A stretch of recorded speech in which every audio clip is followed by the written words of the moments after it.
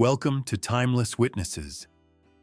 You kneel in the morning mist, the cold ice cutting into your feet, your hands clenched tightly in your thin cloth shirt. It was the first morning in the temple, where all sounds were swallowed by the thick scent of incense.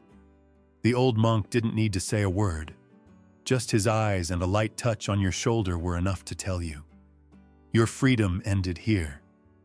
The other boys walked silently behind the Buddha statues. Each one was a piece of their stolen childhood, hidden under the guise of practicing. But inside was something that no one dared to name. Their eyes hold secrets you're not ready to understand. Secrets about what happens when the temple bells stop ringing and the world outside these walls forgets you exist. Welcome to medieval Japan, where beauty was currency and innocence was a commodity to be consumed by those with power. Welcome to a world where the line between spiritual devotion and physical exploitation blurred until it disappeared entirely, leaving behind only the echoes of young voices that were never meant to break. Before diving into these forgotten stories of survival and suffering, if you enjoy learning about the hidden truths of history that nobody teaches you in history class, consider hitting that like button and subscribing for more content like this. And please comment below to let me know where you're listening from. I find it incredible that we're exploring these ancient stories together from different parts of the world, connected across time and space by our shared curiosity about the past. The story of male concubinage in ancient Japan isn't just about individual suffering. It's about entire systems designed to consume young lives. These weren't isolated incidents of abuse, but carefully constructed traditions that stretched across centuries, woven into the very fabric of Japanese society, from Buddhist temples to samurai castles to the floating world of Edo's pleasure quarters. In the mountain monastery of Koyasan, dawn breaks over a scene that would repeat itself thousands of times across medieval Japan. Young boys, some as young as 10, are being prepared for a life they cannot comprehend.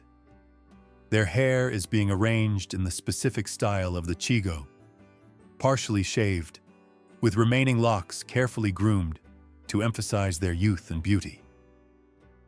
They wear silk robes that mark them as special, elevated above common temple servants. But these beautiful garments are really just gilded cages. The institution of Chigo male child attendants in Buddhist temples emerged in the 9th century AD. These boys were selected not for their spiritual devotion or intellectual promise, but for their physical beauty. Families, often desperate for economic relief or social advancement, would literally sell their sons to monasteries.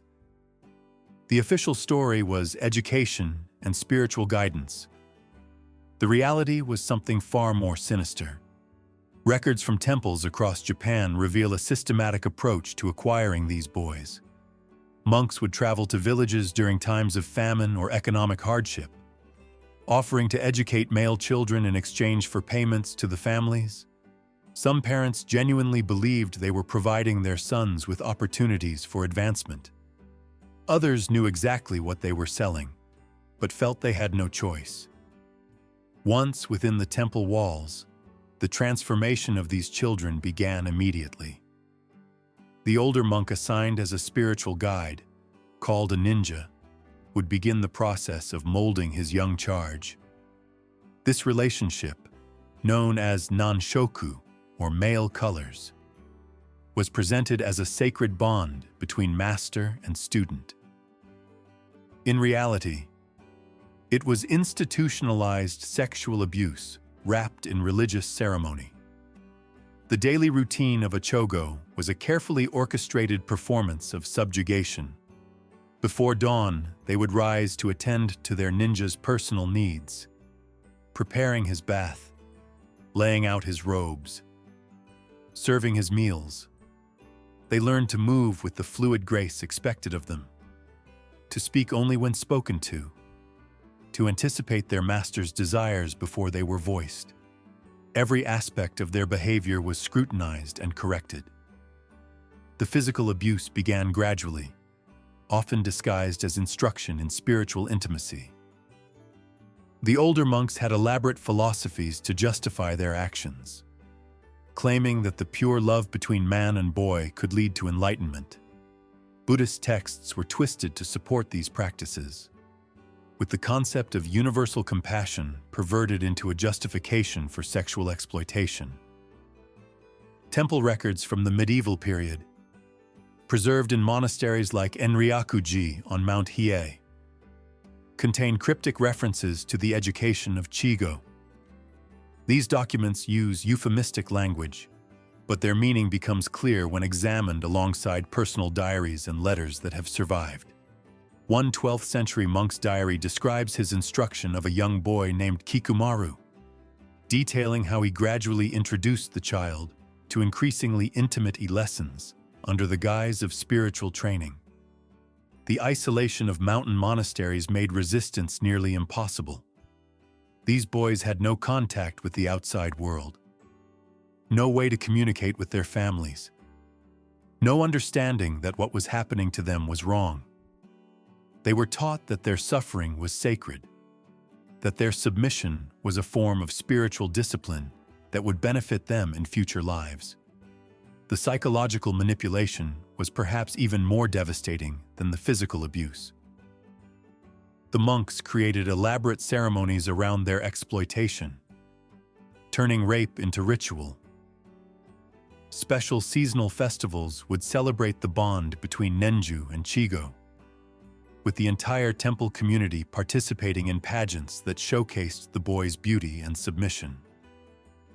Some Chigo attempted to resist.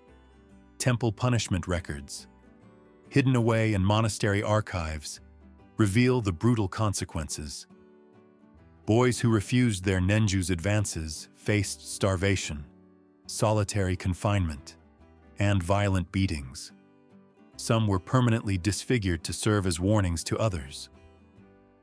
The documents describe punishments with clinical detachment. How many days without food? How many lashes with bamboo switches? How much spiritual correction was required to restore proper obedience?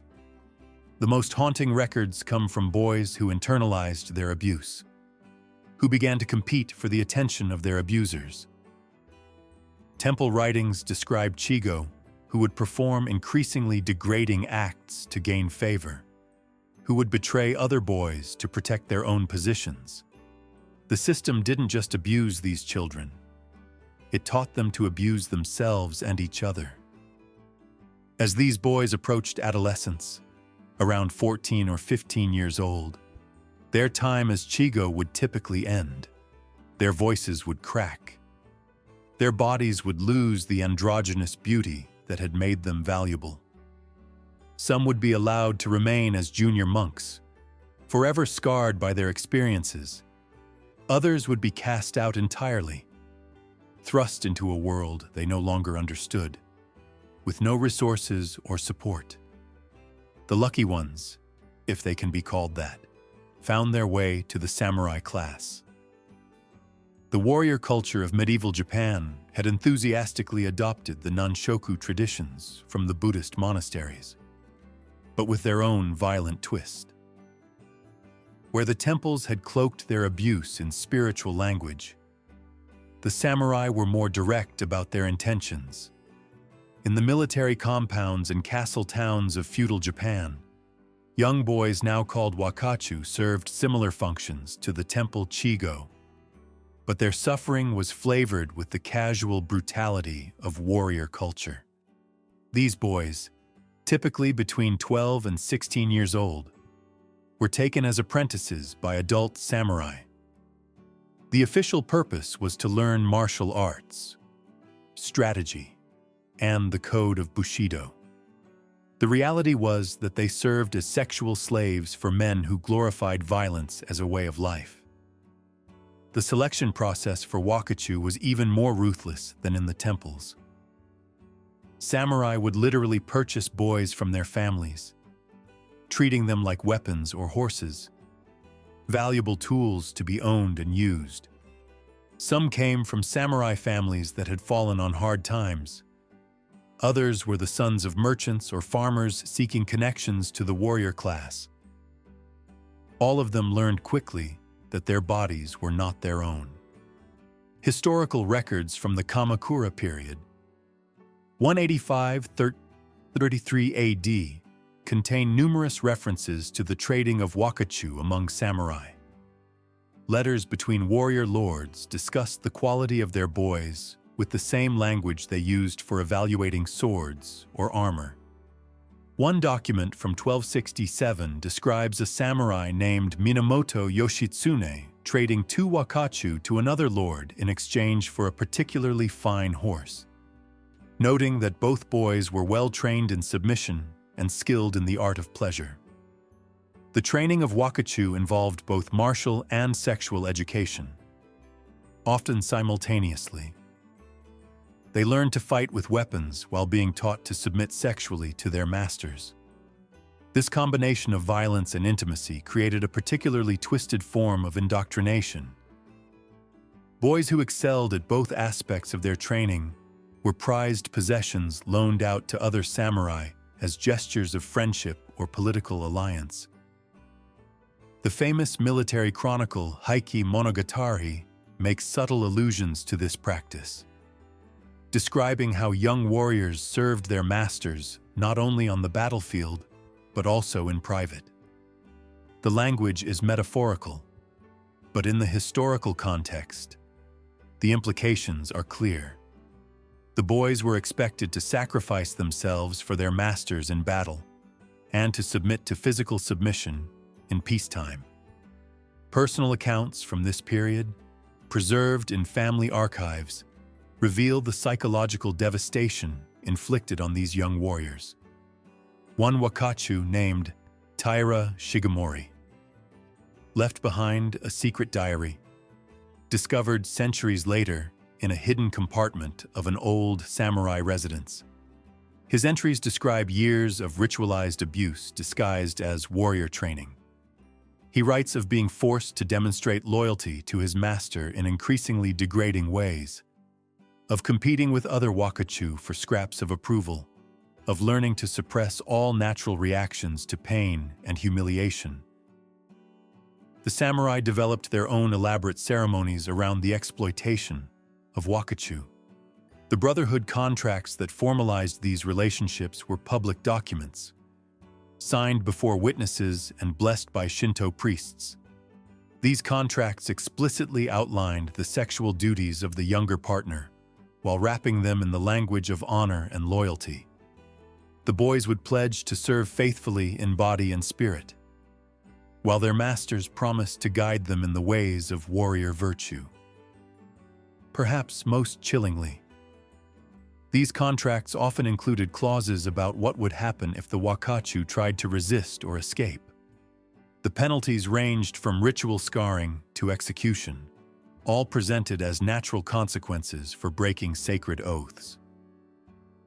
The samurai legal code, the Goshibai Shikimoku, contained specific provisions for dealing with disobedient male attendants, treating their resistance as equivalent to military desertion. The competitive nature of samurai culture extended to their treatment of wakachu. Lords would display their boys at formal gatherings, comparing their beauty and training as they might compare their weapons or horses. Special contests were held, where wakachu would demonstrate their skills, both martial and sexual, for the entertainment of their master's guests. Winners received rewards. Losers faced punishment that could be severe enough to leave permanent damage. Some wakachu, desperate to escape their situations, attempted to find protection through conversion to Buddhism or by fleeing to distant provinces. Temple records show that many were returned to their masters by monks who refused to harbor runaway property. Provincial authorities dependent on the goodwill of local samurai lords would typically return escaped wakachu without question. often after subjecting them to additional punishment for causing inconvenience. The most successful wakachu, those who managed to apprenticeships without permanent physical or psychological damage, sometimes graduated to become samurai themselves, but even then, they carried the scars of their experiences. Historical records suggest that many of these men went on to take their own wakachu, perpetuating the cycle of abuse that had consumed their own childhoods. As Japan entered the Edo period, 1603 to Wentamon the Fan, the practice of keeping male concubines evolved yet again, this time into the commercial sphere of urban pleasure districts.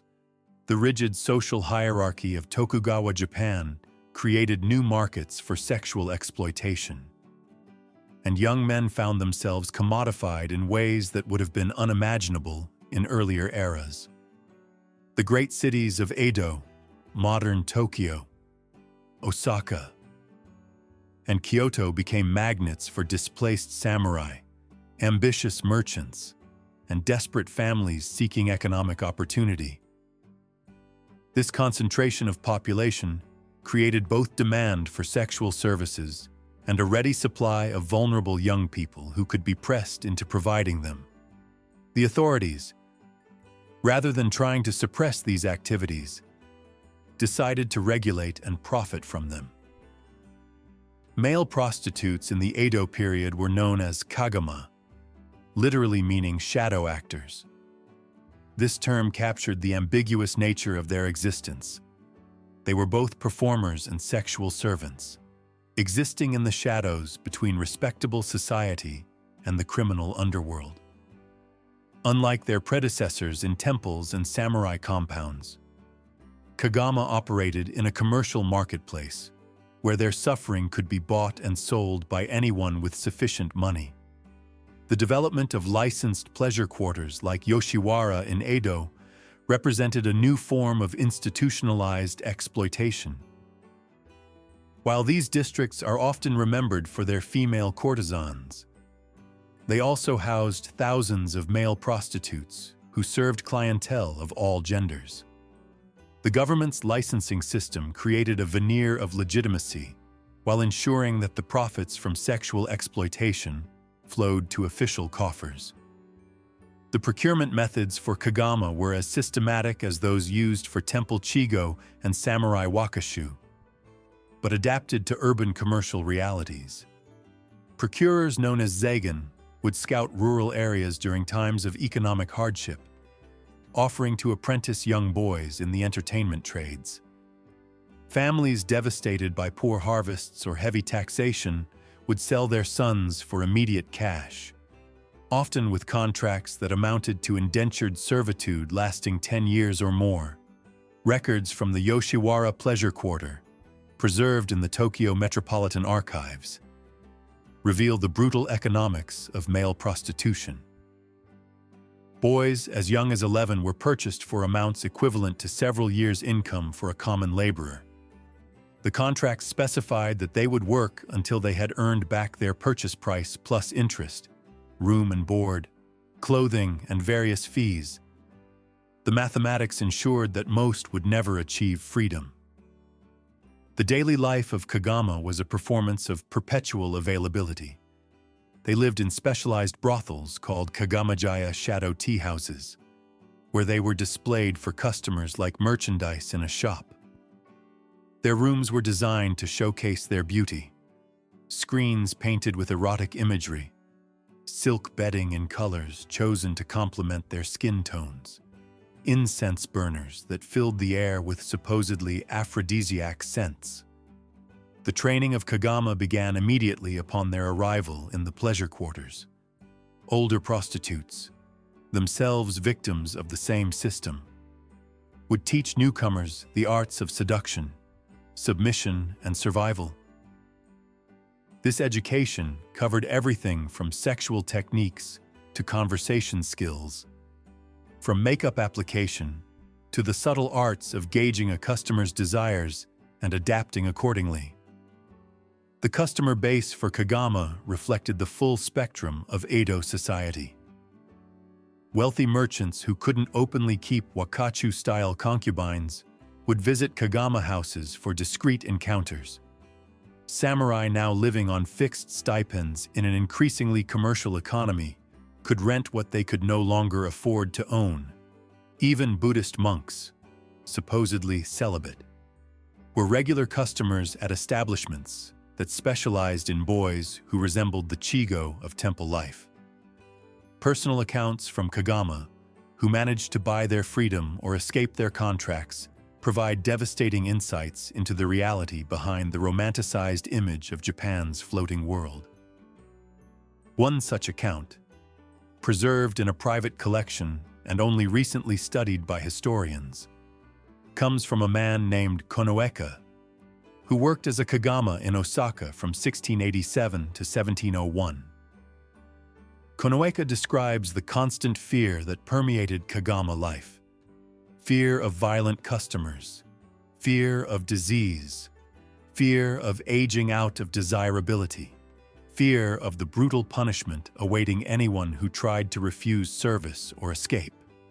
He writes of boys who killed themselves rather than continue their existence, of others who were beaten to death by customers and quickly replaced, of the casual cruelty that treated human beings as disposable objects. The health consequences for Kagama were severe and often permanent.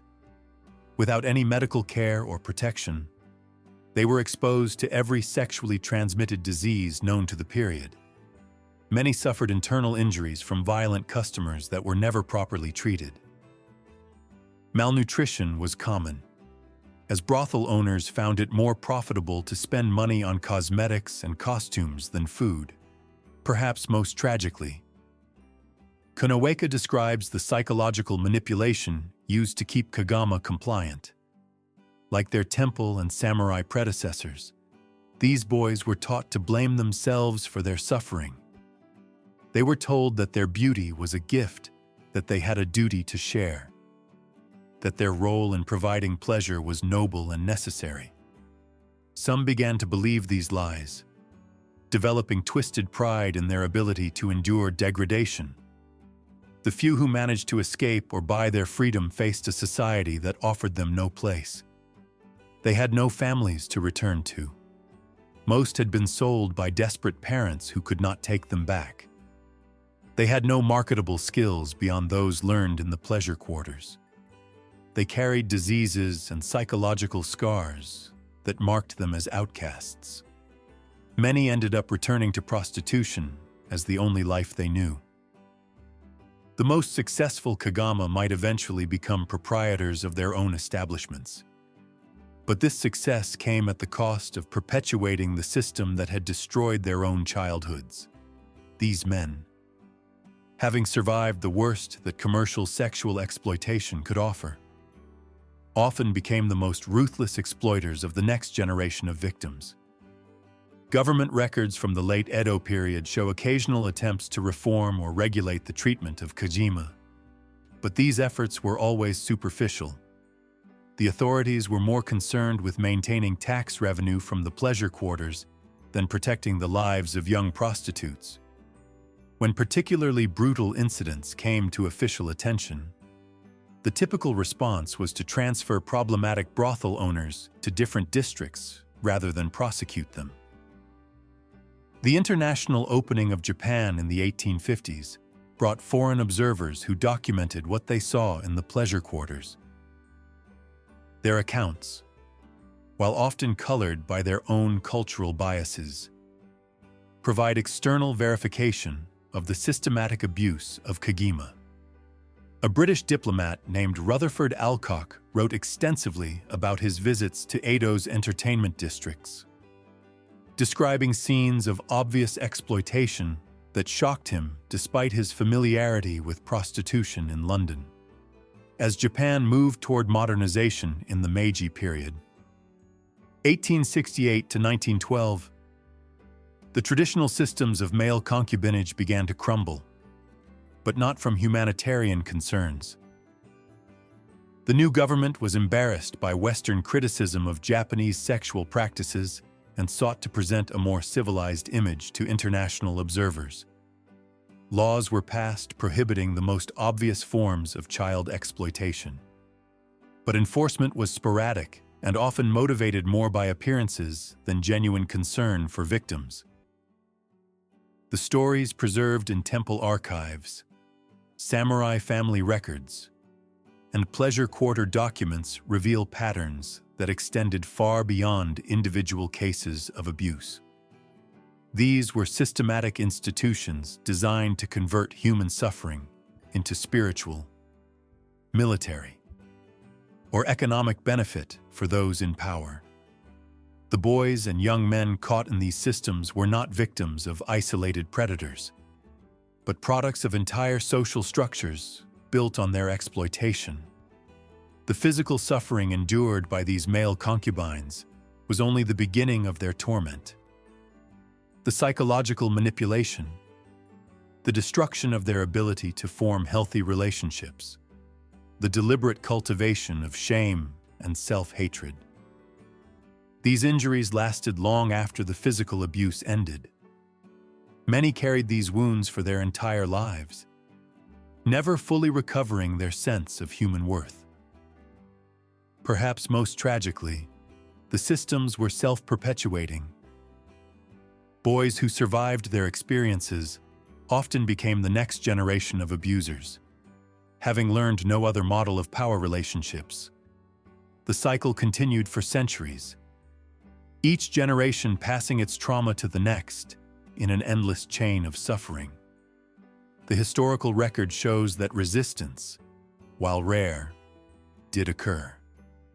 Some temple chigo attempted to poison their masters.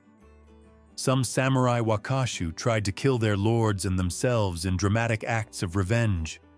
Some kagama organized secret networks to help each other escape or at least survive. These acts of defiance were usually unsuccessful and always brutally punished. But they demonstrate that the human spirit could not be entirely crushed, even under such systematic oppression.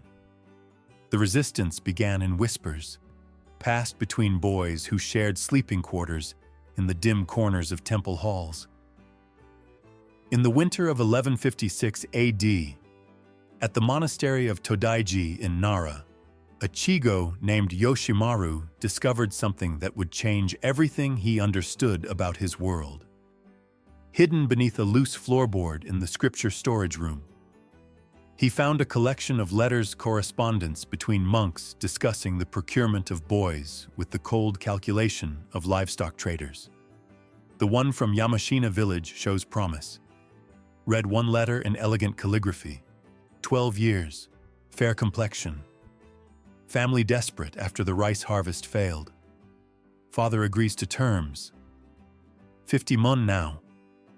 50 when delivered.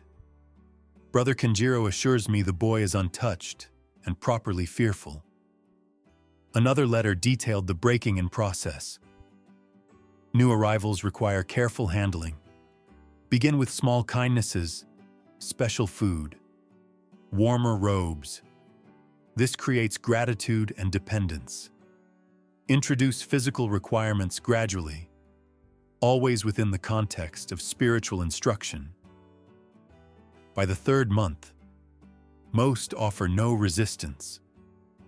Yoshimaru's hands trembled as he read these clinical descriptions of his own experience and that of every chigo he knew. The spiritual bond he'd been taught to cherish was revealed as calculated manipulation. The sacred love between ninja and chigo was exposed as systematic rape wrapped in religious language. But it was the final letter that transformed Yoshimaru's horror into something approaching hope. Written by a monk named Shinran, it described his own years as a chigo and his eventual escape. I have found others like us, former temple boys who survived and remember. We meet in secret, share information about which monasteries to avoid, which monks are the most dangerous. We cannot undo what was done to us, but perhaps we can prevent it happening to others.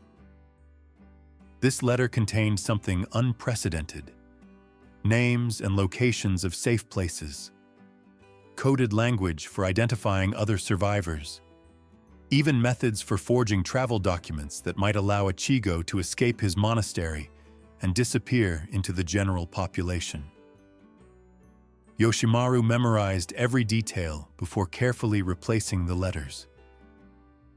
That night, as his ninja snored beside him, the boy began planning not just his own escape, but something far more ambitious. If there were networks of survivors, if resistance was possible, then perhaps the seemingly absolute power of the monasteries was not so absolute after all.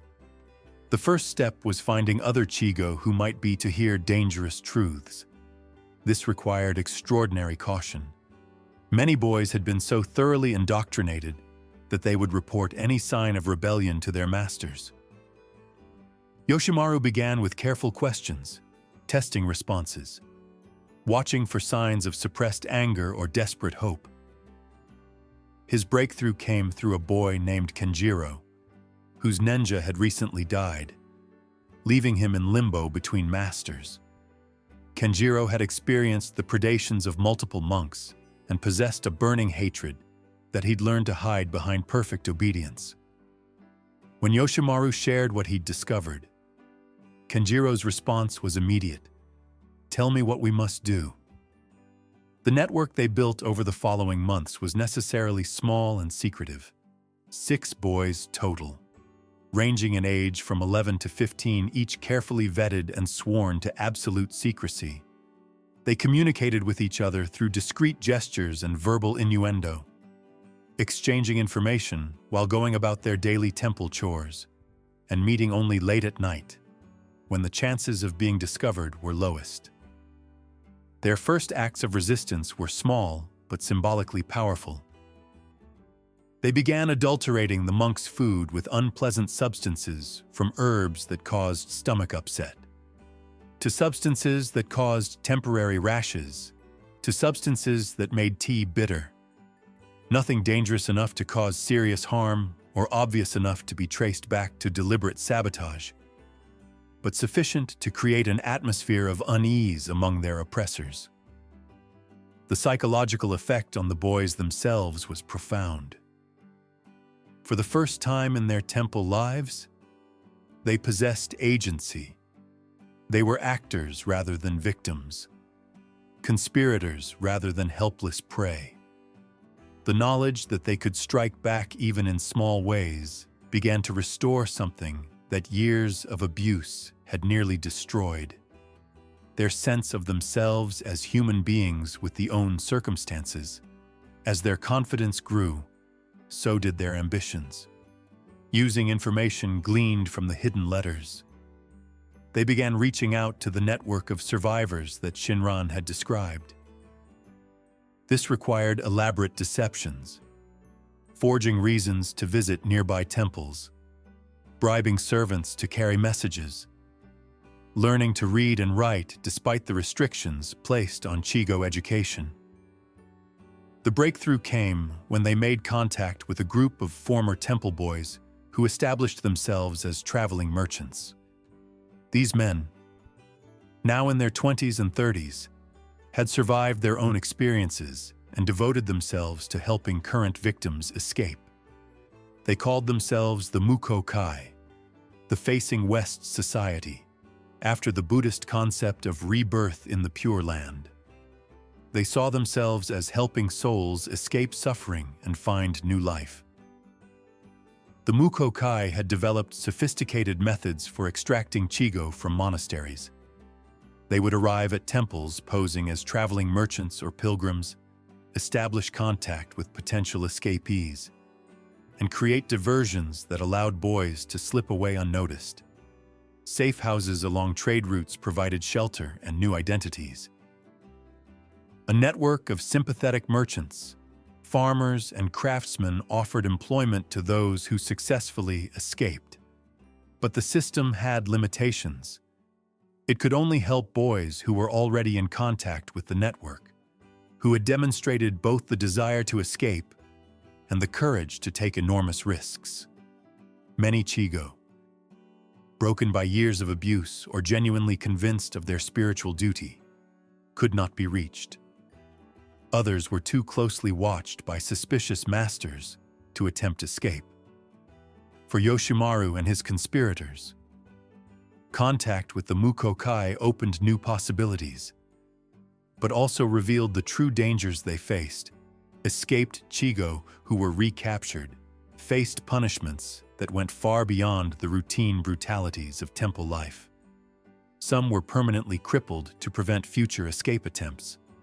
Others were tortured to death as examples to remaining boys.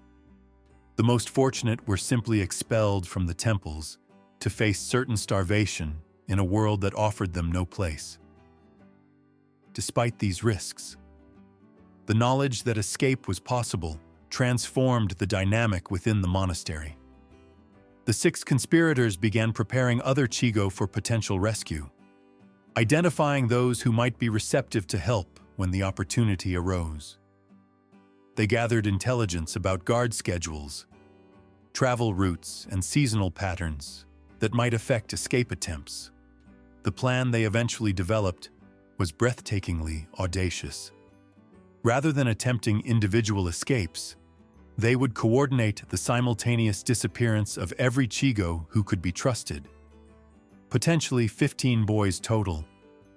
This mass exodus would not only save more lives, but also deliver a devastating blow to the monastery's operations, making it impossible to cover up or minimize what had happened.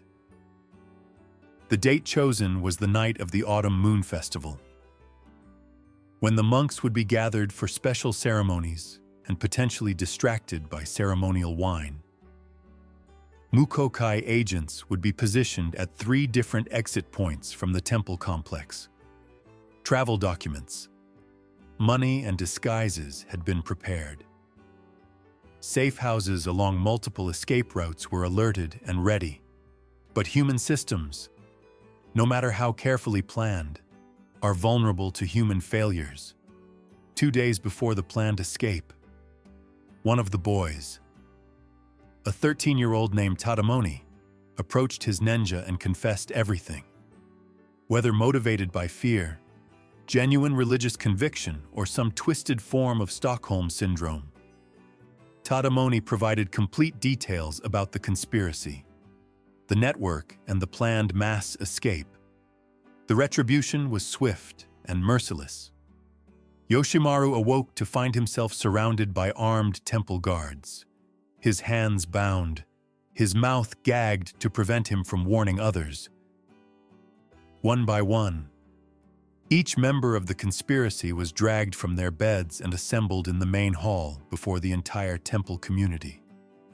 What followed was designed not just as punishment, but as theater, a public demonstration of what happened to those who challenged the temple's authority.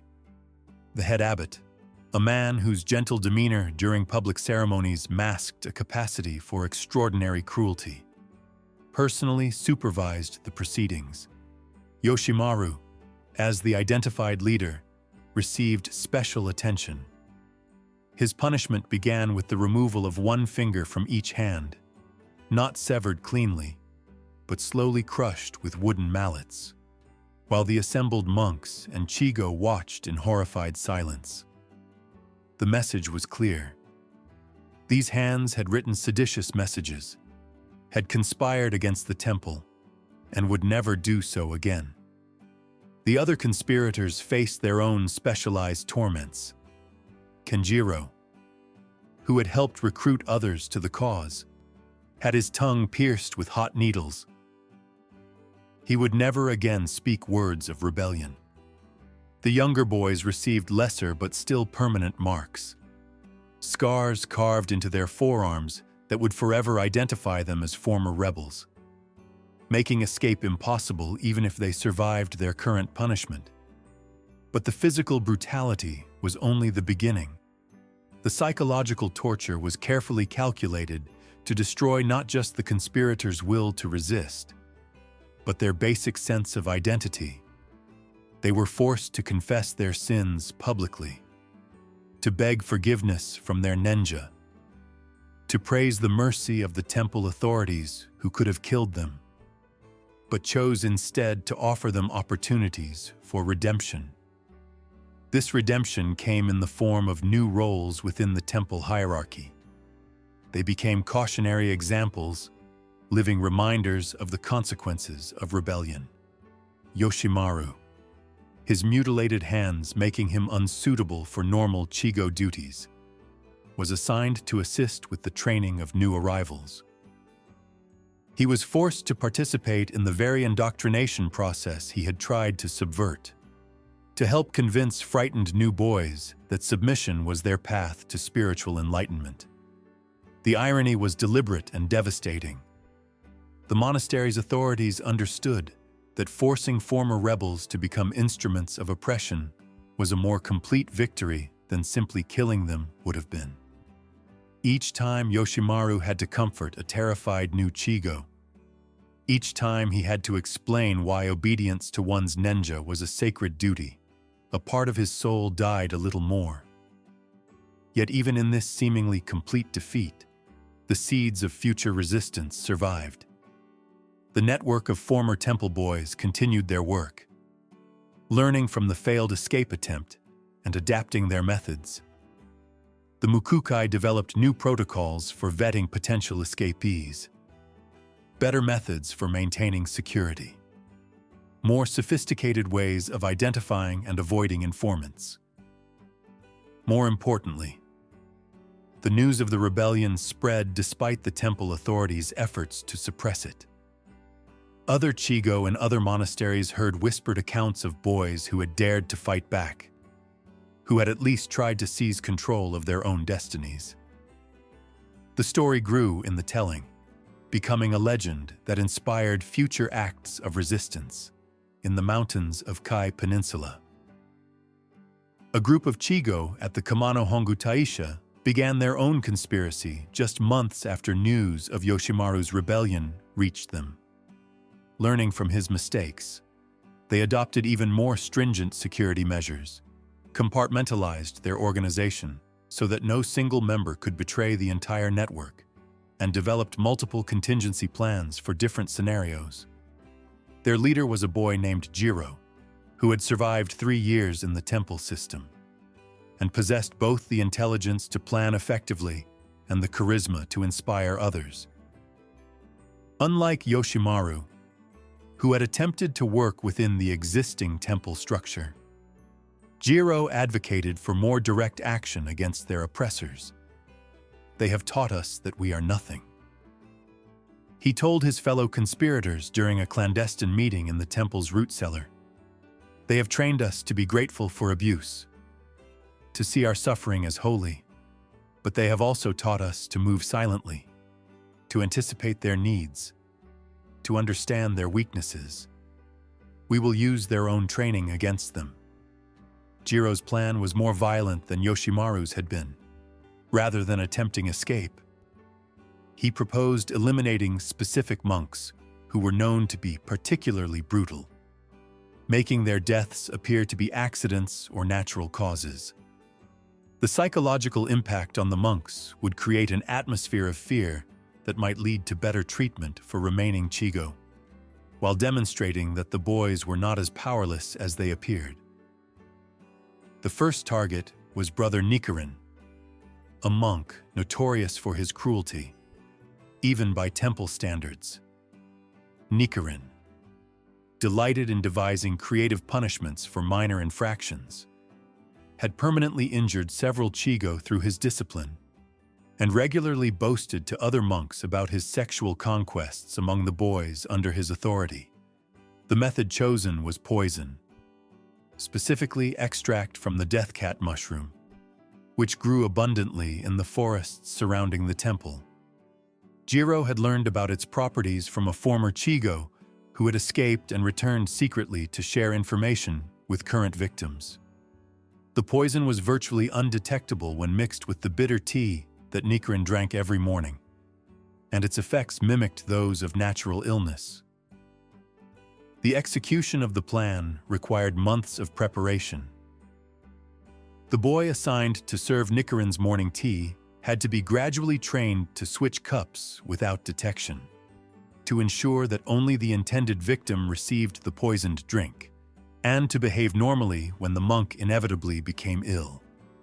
Other conspirators had to establish alibis, gather the mushrooms during legitimate temple activities, and prepare the extract using improvised equipment.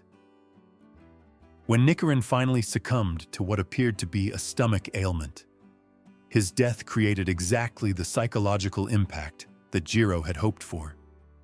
The remaining monks became paranoid and suspicious, hypervigilant about their food and drink, uncertain about which of their charges might pose a threat. The temple's atmosphere changed from one of casual brutality to nervous watchfulness. But the success also brought unexpected consequences. The increased surveillance made further assassinations nearly impossible, as monks began varying their routines and testing their food before consuming it. More significantly, the temple authorities brought in additional guards and implemented new security measures that made daily life even more restrictive for all Chigo. Jiro found himself facing the same dilemma that would confront resistance movements throughout history. Whether acts of violence against oppressors ultimately helped or harmed the people they were meant to protect. Some of his fellow conspirators argued for escalating their campaign, believing that only through fear could they force changes in the system. Others contended that increased repression was making life worse for Chigo, who had no involvement in the resistance. The debate was resolved by external forces. A traveling inspector from the provincial government, conducting a routine review of temple finances, discovered irregularities that led to closer scrutiny of monastery operations. This official attention made the temple authorities extremely concerned about maintaining appearances, leading to temporary improvements in the treatment of Chigo while the inspection was ongoing. During this brief respite, Jiro made a crucial decision. Rather than continuing to target individual monks, he would focus on documenting the systematic abuse occurring within the temple system. If government officials could be made aware of what was happening, if the evidence could be preserved and transmitted to higher authorities, perhaps real change might be possible through official channels. The documentation project required different skills than assassination had. Jiro needed to learn to write fluently, to understand legal terminology, to gather physical evidence that would be convincing to officials who had never experienced temple life directly. He also needed to establish secure communication channels with the outside world, to ensure that his evidence would reach sympathetic recipients rather than being intercepted by temple authorities. The work was painstakingly slow and incredibly dangerous. Each document had to be hidden after creation, each piece of evidence secured against discovery, each contact with the outside world carefully orchestrated to avoid detection. Jiro was essentially running an intelligence operation from within a closed institution, using resources and skills he had to develop entirely on his own. The breakthrough came when he established contact with a group of former samurai who had become Buddhist monks in their old age, but retained connections to government officials. These men, horrified by what they learned about temple practices, agreed to serve as intermediaries with provincial authorities. They also possessed the social standing necessary to ensure that accusations against powerful monasteries would be taken seriously rather than dismissed. Jiro's dossier, when finally completed, represented months of careful observation and documentation. It included detailed accounts of specific incidents of abuse, financial records showing payments made to families for the purchase of boys, correspondence between monks discussing their illegal activities, and medical evidence of injuries sustained by Chigo during their training.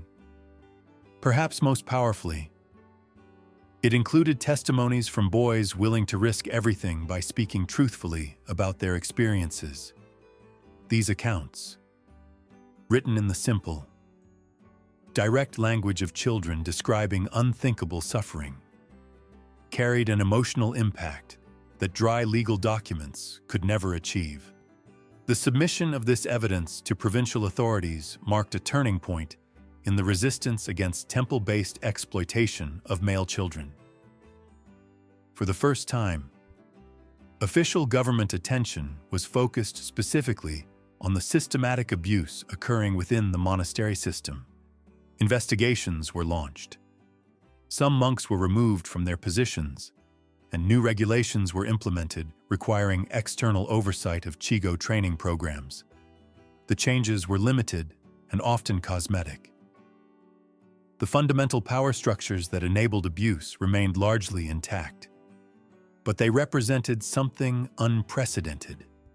Boys within the temple system now knew that their suffering was not invisible to the outside world, that resistance was possible, and that their voices could be heard by those with the power to intervene. Word of Jiro's success spread through the informal networks that connected Chigo across different temples and regions. His methods were studied, adapted, and implemented by other groups of boys who had begun to organize their own resistance movements. The documentation approach proved particularly appealing because it offered hope for systemic change rather than mere individual escape or revenge. In monasteries across Japan, boys began keeping secret records of the abuse they witnessed and experienced. They developed codes for hiding these documents, methods for sharing information between temples, and strategies for ensuring that evidence would survive even if its creators were discovered and punished. The temple authorities, recognizing the threat posed by these documentation efforts, implemented increasingly sophisticated countermeasures. They conducted random searches of Chigo quarters, interrogated boys suspected of suspicious activities, and offered rewards to informants willing to betray their fellow victims. The conflict between oppressor and oppressed became a shadow war fought with information and secrecy rather than open violence. Some resistance movements combined documentation with more direct action. In the great monastery complex of Mount Hiei, a group led by a Chigo named Kisuke developed a two-pronged strategy that involved both gathering evidence of abuse and sabotaging temple operations to reduce their effectiveness. Kisuke's followers became masters of subtle disruption. They would accidentally damage valuable manuscripts while copying them, introduce errors into important correspondence, create scheduling conflicts that prevented monks from attending crucial meetings with potential donors or government officials. None of these actions was dramatic enough to prompt severe retaliation, but collectively they undermined the smooth functioning of the monastery and reduced its ability to acquire new victims. The genius of this approach was that it turned the temple's emphasis on perfection and ritual precision against them. In an environment where every ceremony had to be conducted flawlessly and every document had to be absolutely correct, even minor disruptions created disproportionate problems. The monks found themselves spending more time trying to identify and prevent sabotage than they could devote to their primary activities. Meanwhile, the documentation continued.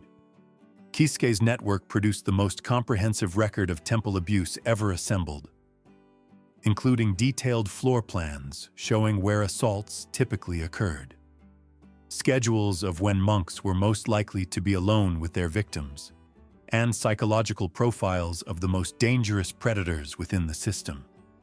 This intelligence proved invaluable when government investigators finally arrived at Mount Hiei. Rather than being able to present a sanitized version of temple life, the authorities found themselves confronted with detailed evidence of systematic criminality. Several monks were arrested, the monastery lost its government funding, and new oversight mechanisms were implemented to prevent future abuses. But perhaps most importantly, the success at Mount Hiei demonstrated that organized resistance could achieve concrete results.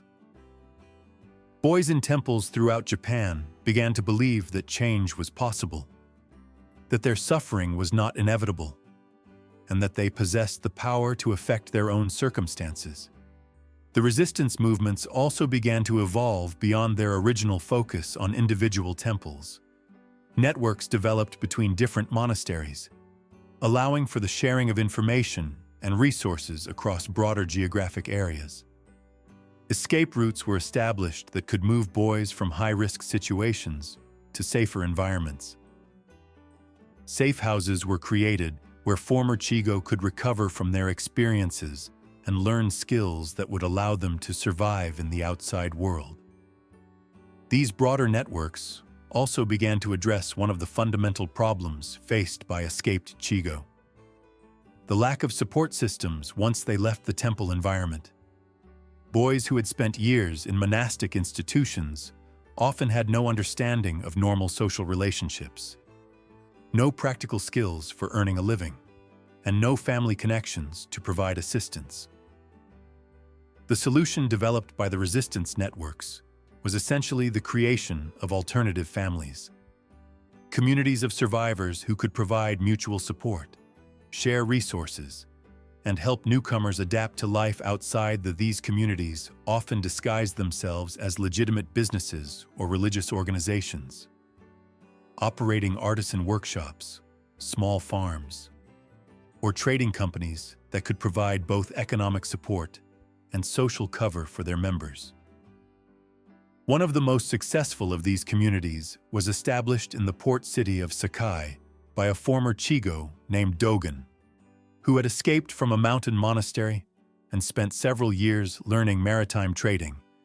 His company, which specialized in importing Chinese goods, employed dozens of former temple boys and provided them with legitimate identities, practical skills, and a supportive environment for recovery. Dogen's operation also served as an intelligence hub for the broader resistance movement. Ships arriving from different ports carried coded messages between various networks, updates on conditions in different temples, and requests for assistance with specific rescue operations. The company's legitimate business activities provided perfect cover for these communications, as merchants were expected to maintain extensive correspondence with contacts throughout the region. The success of communities like Dogen's began to change the fundamental equation that had made temple exploitation possible. Previously, boys had no realistic alternative to accepting their fate. Escape meant certain death from starvation or exposure. Now, for the first time, there were genuine opportunities for former Chigo to build new lives for themselves. This development had profound psychological effects on boys still trapped within the temple system. Knowing that escape was not only possible but could lead to genuine freedom and happiness transformed how they viewed their current circumstances. Abuse that had seemed like a permanent, inescapable reality now appeared as a temporary condition that could be overcome through courage and planning. The temple authorities recognized the threat posed by these alternative communities and attempted various countermeasures. They pressured government officials to investigate the suspicious businesses that seemed to employ unusually large numbers of young men without clear family histories. They spread rumors about former Chigo being inherently unreliable or criminal.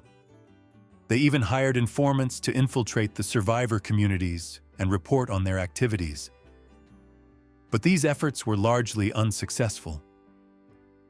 The survivor communities had developed sophisticated security measures, legitimate business operations that could withstand scrutiny, and strong internal bonds that made infiltration extremely difficult. More importantly, they had the support of increasing numbers of ordinary citizens who had become aware of temple abuses and sympathized with the victims. This broader social support represented a crucial shift in the context surrounding temple-based exploitation. What had once been an accepted, if not widely discussed, aspect of religious life was increasingly seen as a shameful practice that reflected poorly on Buddhism and Japanese society as a whole. Public opinion, slowly but steadily, was turning against the institutions that had perpetuated these abuses for centuries. The change in social attitudes was accelerated by the growing availability of written accounts detailing temple life from the perspective of victims.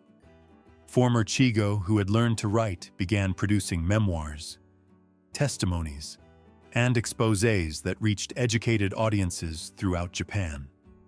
These documents, circulated through informal networks and sometimes even published by sympathetic merchants or scholars, provided the first widespread public awareness of what occurred within monastery walls. One of the most influential of these accounts was written by a man named Shinran, the same individual whose letter had inspired Yoshimaru's original resistance movement. Now in his 40s and established as a successful craftsman, Shinran produced a detailed memoir of his years as a temple boy that was both unflinchingly honest about the horrors he had experienced and hopeful about the possibility of recovery and renewal.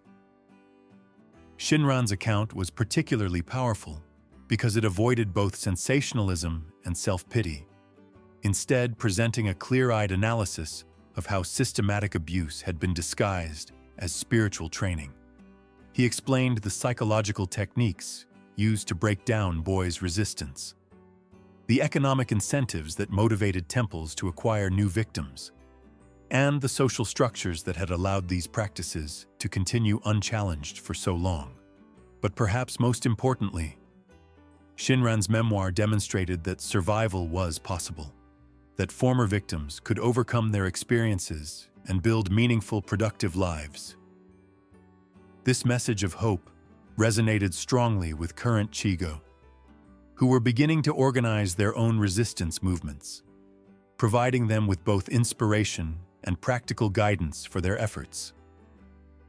The circulation of accounts like Shinran's memoir created a feedback loop that strengthened the resistance movement at multiple levels. Boys still trapped in temples gained access to information that helped them understand their situations and plan their own escape attempts. Survivor communities found validation for their experiences and encouragement to continue their work. Most importantly, members of the general public who had been unaware of temple abuses began to demand official action to address these problems. This growing public awareness coincided with broader changes in Japanese society that made reform more likely. The rise of a merchant class with increasing political influence, the gradual centralization of government authority, and the growing emphasis on rational administration over traditional privilege all created conditions more favorable to protecting victims of institutional abuse. The first major legal breakthrough came in 1189 AD, when the Kamakura shogunate issued new regulations governing the operation of Buddhist monasteries. These rules, while still allowing temples considerable autonomy, required external oversight of the treatment of Chigo and established specific penalties for monks who engaged in sexual abuse of minors. The regulations were far from perfect. Enforcement was irregular. Penalties were often light, and many temples found ways to evade oversight while maintaining their abusive practices. But they represented official recognition that the treatment of temple boys was a matter of legitimate government concern, not merely an internal religious issue beyond secular authority. More importantly, the new regulations provided legal framework that resistance movements could use to support their activities. Boys who escaped from temples could now seek official protection, rather than being automatically returned to their masters. Evidence of abuse could be presented to government officials with reasonable expectation that it would be investigated rather than ignored. These legal changes, combined with the growing network of survivor communities and the increasing sophistication of resistance movements within temples, began to create a new dynamic around the exploitation of male children in religious institutions. What had once been a closed system operating without external scrutiny was now subject to multiple forms of pressure from victims, survivors, and sympathetic members of the broader society. The response of temple authorities to these mounting challenges varied considerably. Some monasteries attempted to reform their practices, implementing new safeguards for Chigo and restricting the behavior of monks known to be abusive. Others simply became more secretive about their activities, developing better methods for avoiding detection while continuing their exploitation of vulnerable boys. A few monasteries, recognizing that the old system was becoming untenable, began transitioning away from the use of child attendants entirely. They recruited adult servants for domestic duties, hired professional scribes for copying work, and modified their religious practices to eliminate roles that had traditionally been filled by Chigo. But many temples, particularly those in remote locations with limited government oversight, continued their traditional practices with minimal changes. These institutions became refuges for monks who were unwilling or unable to adapt to new expectations about the treatment of children, creating pockets of particularly intense abuse, even as conditions improved elsewhere. The resistance movements adapted to this evolving landscape by developing more targeted strategies, rather than attempting to reform the entire temple system. They began focusing their efforts on the institutions and individuals that posed the greatest ongoing threats to vulnerable boys. Intelligence networks identified the most dangerous monasteries. Escape routes were optimized to extract victims from high-risk situations, and survivor communities prepared to absorb larger numbers of refugees as enforcement actions displaced boys from shuttered temples. This more focused approach proved highly effective. By concentrating resources on the worst cases, resistance movements were able to achieve dramatic results in specific situations while building momentum for broader reforms. Success stories began to accumulate. Temples forced to close due to scandal, prominent monks prosecuted for abuse, survivor communities thriving and expanding. Each victory, no matter how limited, provided encouragement for continued resistance and demonstrated that change was possible. Boys still trapped in abusive situations could see concrete evidence that escape was feasible, that justice was achievable, and that they were not forgotten by the outside world. The accumulation of these individual successes began to create broader changes in Japanese society's approach to the protection of children. What had started as isolated resistance movements within specific temples evolved into a general recognition that adults had responsibilities to protect young people from exploitation, regardless of the institutional context in which that exploitation occurred.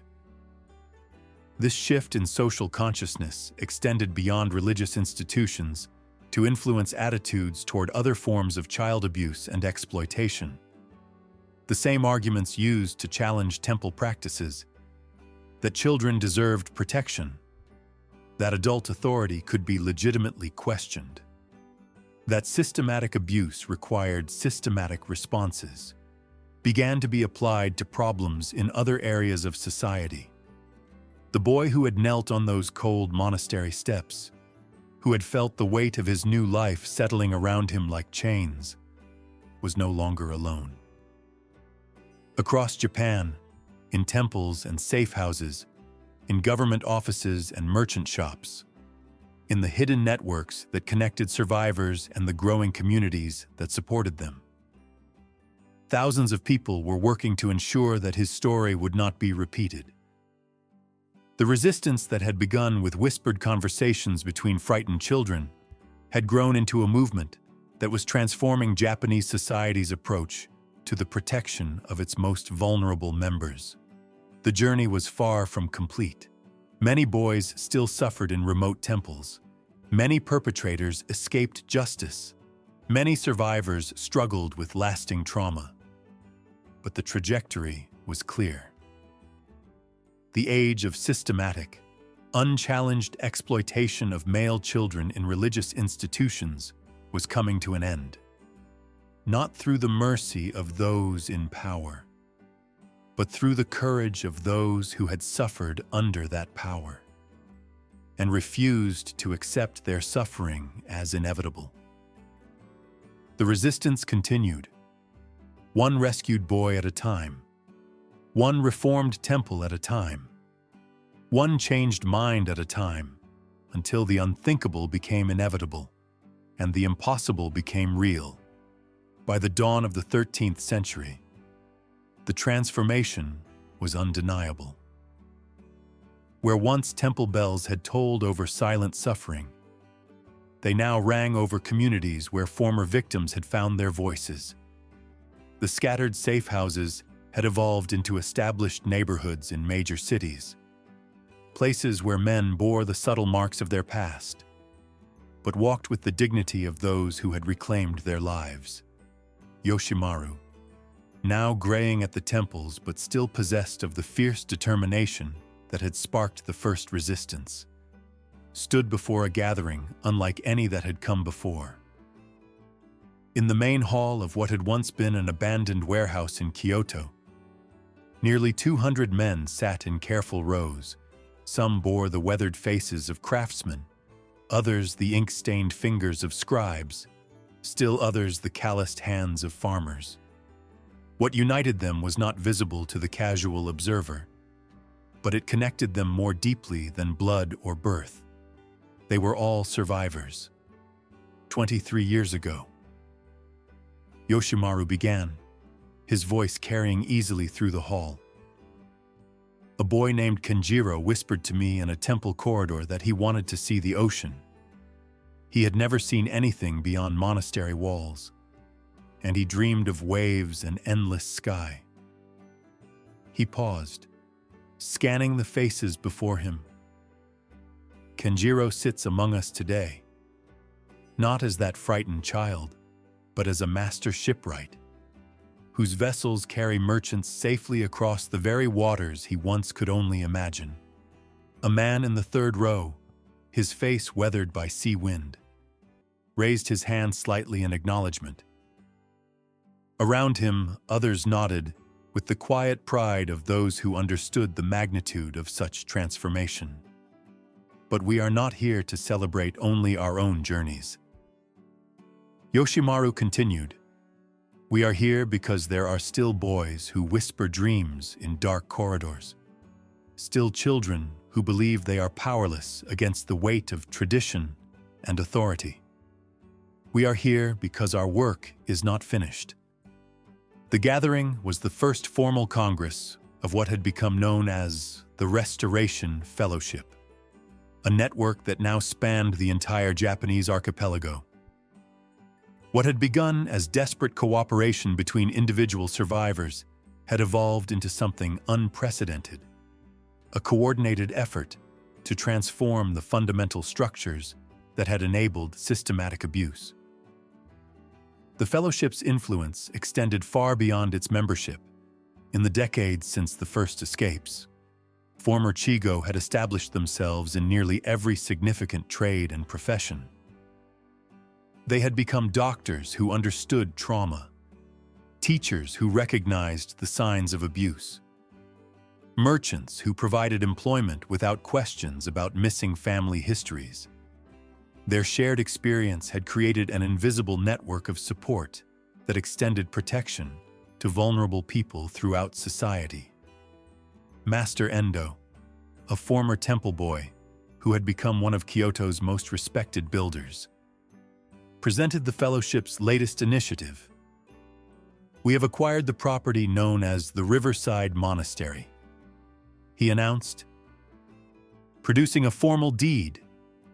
It will be transformed into our first training center, a place where survivors can learn trades, where their children can receive education, and where the methods we have developed can be taught to others." The choice of location was deeply symbolic. The Riverside Monastery had once been among the most notorious temples in the region, known for its harsh treatment of Chigo and the powerful monks who had operated with complete impunity. Now it would serve as a beacon of hope, its halls filled with the voices of those who had once been silenced. The transformation of the old monastery represented more than just symbolic victory. It demonstrated the fellowship's evolution from a desperate resistance movement into a legitimate social institution with real power to effect change. The legal acquisition of the property had required negotiation with government officials, cooperation with religious authorities, and the kind of social standing that came only from decades of proving their worth as productive members of society. As the Congress continued, reports arrived from across the country. The Fellowship's intelligence network, now formalized and extensive, tracked conditions in remaining temples and identified new victims who needed assistance. Their methods had become sophisticated. They maintained contacts within active monasteries, operated safe houses along established escape routes, and had developed legal strategies for protecting boys who sought their help. But perhaps most importantly, they had learned to work within the system, rather than merely against it. Former Chigo had entered government service, using their positions to craft and enforce new regulations. Others had joined reformed Buddhist sects, helping to establish new models of monastic life that emphasized genuine spiritual development over exploitation. Still others had become teachers and scholars, ensuring that the history of temple abuse would not be forgotten or repeated. The afternoon session of the Congress was devoted to what they called prevention work, efforts to identify and protect vulnerable children before they could be victimized. This represented a fundamental shift in approach. Rather than simply responding to abuse after it occurred, they were now working to prevent it from happening in the first place. Matsuda, a former Chigo who had become a respected physician, presented his research on identifying families at risk of selling their children to temples. Poverty remains the primary factor, he explained, but it is not the only one. We have found that families disrupted by warfare, natural disasters, or social upheaval are particularly vulnerable to the false promises of temple recruiters. The Fellowship had developed a comprehensive response to this challenge. They provided emergency assistance to families in crisis, offered alternative placements for children whose families could not care for them, and worked with local authorities to ensure that such placements were genuinely beneficial rather than exploitative. Their success in preventing abuse was measured not in dramatic rescues, but in the quiet lives of children who would never experience the horrors that had shaped their own childhoods. As evening approached, the Congress turned to its most ambitious project yet, the establishment of a formal school for former temple boys and their children. The institution would provide not just basic education, but also training in the skills needed to thrive in a rapidly changing society. More importantly, it would serve as a model for how education could be structured to support, rather than exploit vulnerable young people. We are not merely creating a school, explained Akiko, one of the few women involved in the Fellowship's leadership. Her own story was remarkable. The daughter of a former Chigo, who had dedicated her life to supporting survivors and their families. We are creating a new vision of what it means to nurture the potential of children, rather than exploit their vulnerability. The school would be revolutionary in its approach. Rather than the harsh discipline and rigid hierarchy that characterized traditional Buddhist education, it would emphasize individual development, critical thinking, and the kinds of practical skills that would enable graduates to support themselves and their families. Perhaps most importantly, it would be staffed by people who understood trauma and were committed to healing. rather than perpetuating cycles of abuse. As the formal sessions concluded, the gathering took on a different character. Men who had once been isolated in their suffering now shared stories of triumph and renewal. They spoke of marriages and children, of businesses built from nothing, of contributions to their communities that extended far beyond their role as survivors. They laughed together. These men who had once believed they would never have cause for joy. But beneath the celebration was a deeper understanding. They knew that their work would never be truly complete. Each generation would face new forms of exploitation, new institutions that claimed authority over the vulnerable, new justifications for the abuse of power.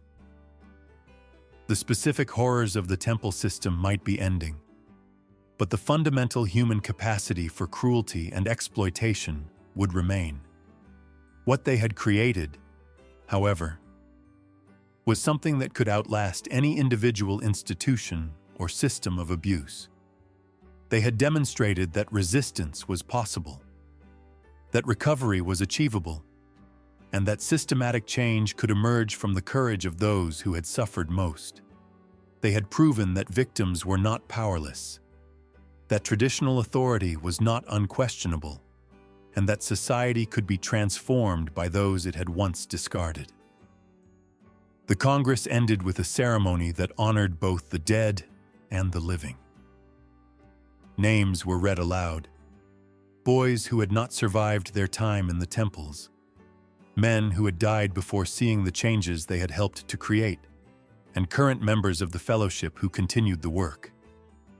Each name was followed by a moment of silence, then by the sound of a single bell, clear and strong in the evening air. The final speaker was an elderly man named Tai Chi, one of the few survivors of the very earliest resistance efforts. His voice was weak, but his words carried the authority of lived experience. "We who were once voiceless have found our voices," he said simply. "We who were once powerless have discovered our strength. We who were once alone have built community. We who were once without hope have created hope for others. This is our victory. Not that we have forgotten our suffering, but that we have transformed it into something that serves life rather than death, healing rather than harm." As the gathering dispersed, men embraced who had once been strangers, united only by trauma. They made plans for the future, exchanged information about family and work, and promised to maintain the connections that had sustained them through the darkest times. They walked out into the Kyoto night as free men, carrying with them the knowledge that they had accomplished something extraordinary. The boy who had once knelt on cold monastery steps, trembling with fear and confusion, lived on in their memories, not as a symbol of victimhood, but as a reminder of the capacity for transformation. His story had become their story. His fear had become their strength. His silence had become their voice. The chains that had once bound him had been broken, not by divine intervention or the mercy of the powerful, but by the patient, persistent work of ordinary people who refused to accept that suffering was inevitable. The resistance had succeeded not because it had destroyed the temple system, though it had fundamentally transformed it, but because it had created something better.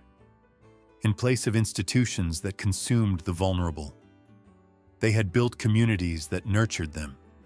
In place of systems that perpetuated abuse, they had established networks that prevented it.